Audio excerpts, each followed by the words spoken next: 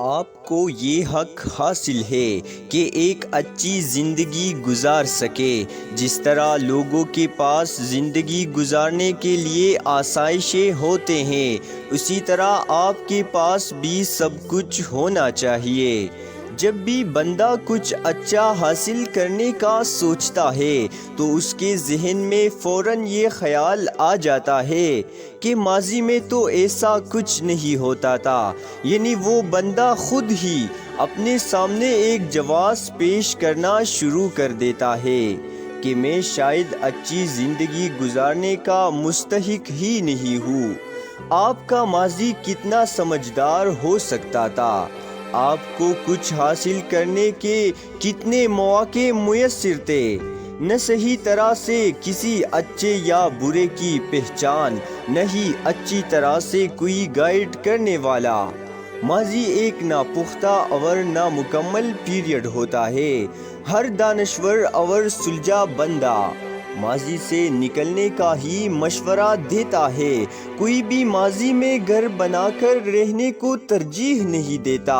اس لیے ضروری ہے کہ اچھے مستقبل کے خواب دیکھے جائے، اللہ رب العزت کی نعمتوں کا شکر ادا کرتے ہوئے ان سے مستفید ہو جائے۔ اس دنیا میں اللہ رب العزت نے آپ کا بھی ایک بڑا حصہ رکھا ہے۔ جائز طریقے سے محنت کرے اور اپنی زندگی کو خوشیوں سے بھر لے۔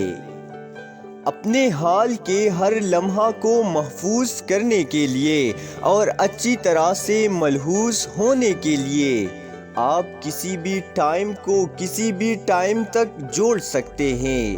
کرنا یہ ہے کہ آپ خود کے ساتھ یہ شرط لگائے یا خود کو یہ چیلنج دے دے کہ میں نے یہاں سے وہاں تک ہر لمحہ اچھا گزارنا ہے۔ جو کچھ بھی ہو میں نے اپنے موڈ کو خراب نہیں ہونے دینا۔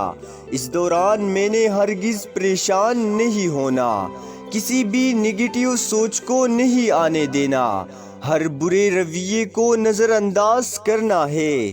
ایسا بار بار کرنے سے آپ کی یہ عادت بن جائے گی اور پھر موجودہ لمحے کا حق بھی ادا ہو جائے گا۔